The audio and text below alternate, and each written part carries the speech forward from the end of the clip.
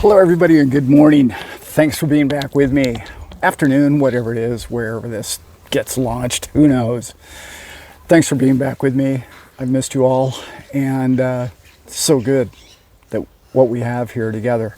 We are going to talk, as you saw in the thumbnail, we are going to talk about the B.I.S, what it means to Bitcoin, what it means to XRP. First of all, I would like to mention this to all the Bitcoin maxis out there.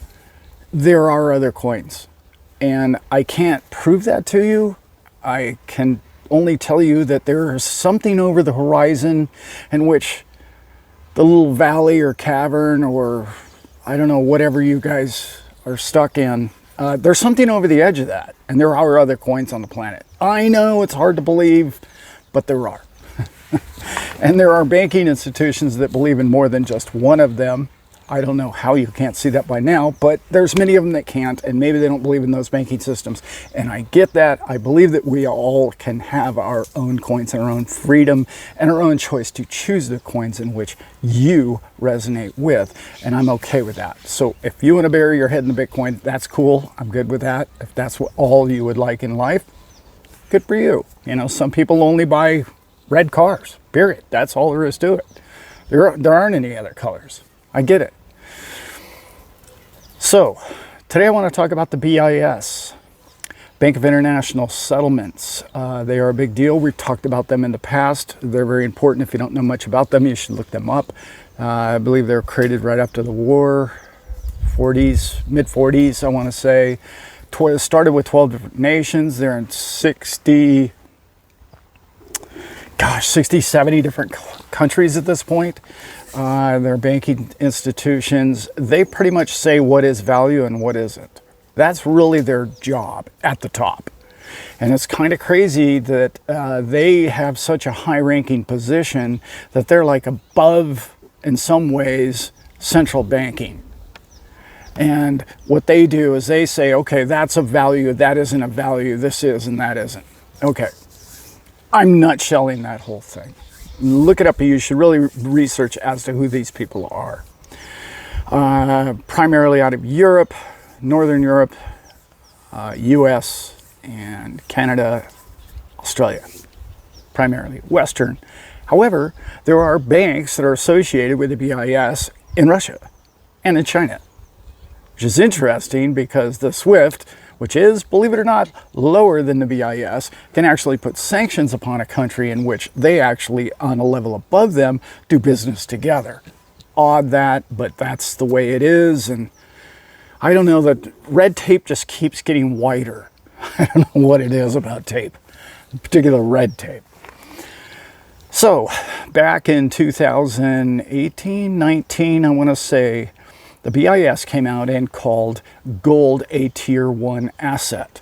That's very significant, in particular if you own precious metals, which I'm not advising anybody on anything financial. However, I think it'd be a really good idea here pretty quick to own yourself some silver, in particular if you can't afford gold. I think that silver is a better investment. I've talked about that many times. I still believe that. I think it's gonna go up in ratios 20 to 30 times more than gold will. Gold will be what they base a lot of the future monetary system, including the BRIC system, and a lot of other things are going to be based upon gold and other assets. However, I'm going to say for this conversation here today, without making this video way too long, that you should own, they believe in gold as a tier 1 asset. Then they came out, I think it was 2020, and isn't it interesting, I believe it was 2019 that they came out and called it a tier 1 asset. Isn't it interesting that that's right at the time when the real bubble burst, okay, those of you who know this, September of 2019 was when the repo market really imploded. Which a repo window was just something they created, another thing they create to keep the Ponzi afloat. You know, it's like if you're in charge of the Ponzi and you're in charge of printing and all the money of the world, you could just keep making new rules. There is no accountability at the end of the line. So anyway, it's good fun. So that's what they did. right in time for the repo window to collapse. So what they do next? They came out with Bitcoin. That's right. The B.I.S. came out and said, hey, you know what? By the way, you should own 1% of your net assets should be in gold. Following year, they came out and they said, hey, you know what? We believe in Bitcoin. We like Bitcoin a lot. We believe that 1% of your assets should be in Bitcoin, and now 2% of your assets should be in gold. I want to say this was 2020, the end of 2020, 2021. Well, the following year, last year, they came out and they said, we believe that 2% of your net assets should be in gold and 2% of your net assets should be in Bitcoin. And I know what you're saying right now. You're saying, well, what are you talking about, Alan? You were just telling me I shouldn't be a Bitcoin maxi. Well, that sounds like a great idea. And I think, this is my opinion, I think you would be correct in the belief that gold will not go up as fast proportionately as Bitcoin. So Bitcoin in that sense would be a better financial play for the future. I do believe that to be true. However, you have to look at how much assets, how much financial money has to be put forward to own one as opposed to the other one. One's at 2,000, the other one's at 30,000. So in relatable terms, you can probably do better. That's about 50-50 in my opinion, but anyway, that's not where this video is going. You get the point. The B.I.S. has never come out and called anything a tier 1 asset. Hasn't called Bitcoin a tier 1 asset yet. It has come out and said that you should own it, like it originally did with gold, okay? Now, what have they recently come out and said? We like XRP, particular Ripple, but they like XRP.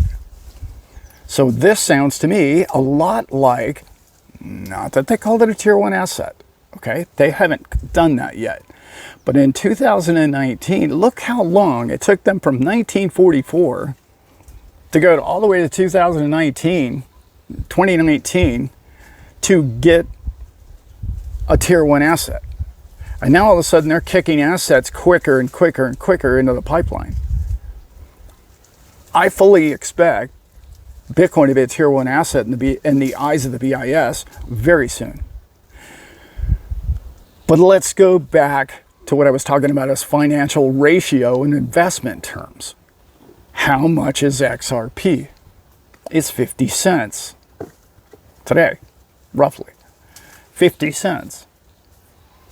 And yet the B.I.S. is recognizing this as an asset, as a banking utility, as a future of banking, as a transfer of money, as a transfer of, in particular, wholesale movement of money, which is essentially what gold does, correct? Which is essentially what they've been talking about, what they're going to use Bitcoin as.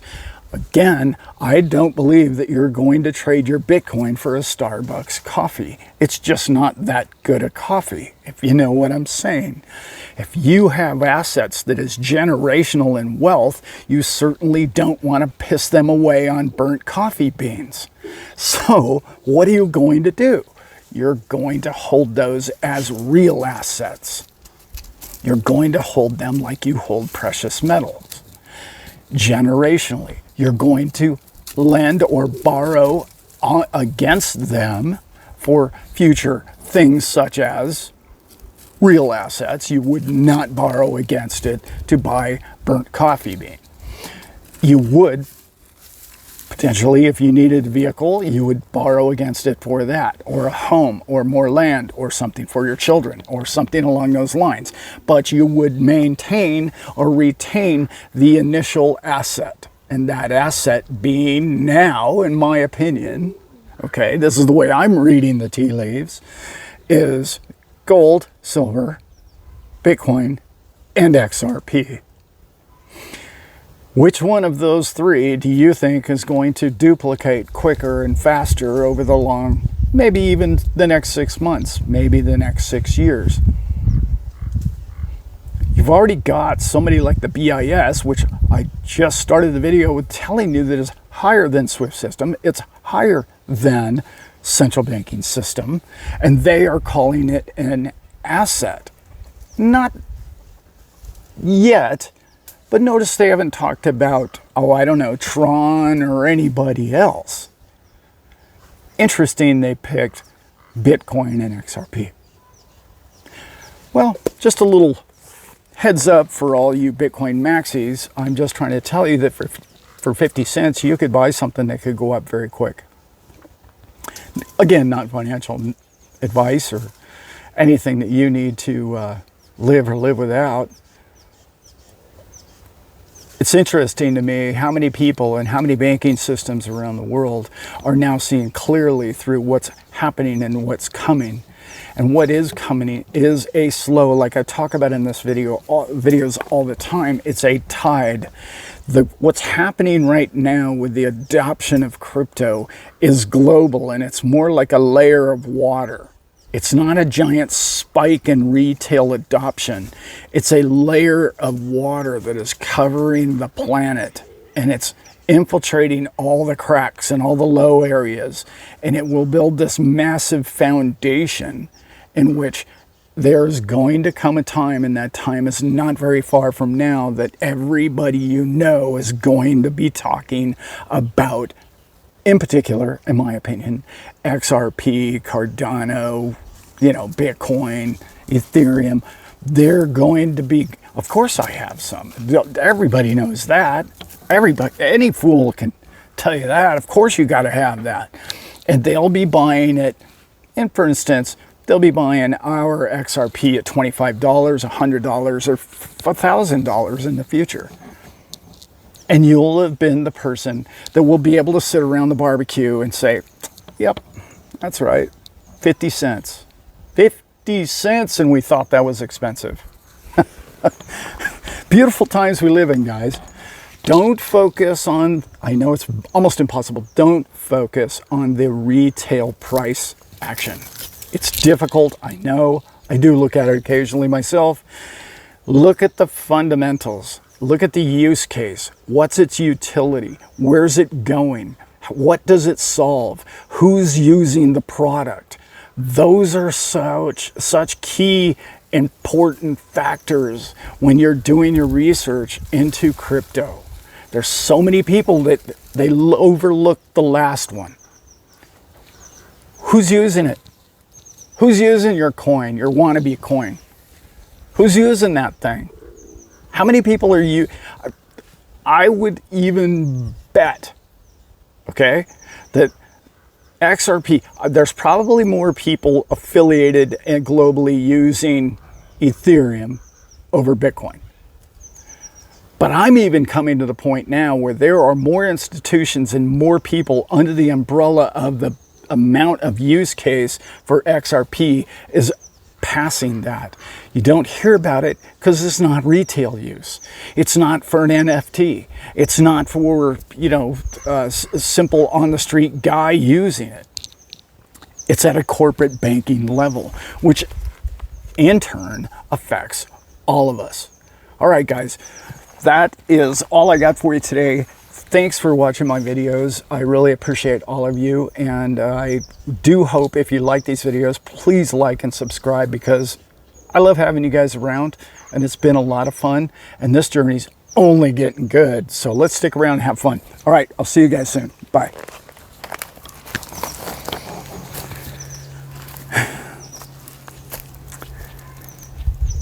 So I get the BitBoy saga the other day, and I thought to myself, why do we need hype? Why do we need problem? Why do we, even if the man is down, why have you got your boot on his neck? What do you gain from other people falling? Shouldn't we all be rushing in and helping this man? Turns out he doesn't need any help. He's doing fine. But the narrative is always, who's the problem in the society? Let's find him. Let's lynch him. Let's get a tree or burn him at a stake. If somebody's down, pick them up, dust them off, look them in the eye, and tell them, I appreciate you for who you are. Love you guys.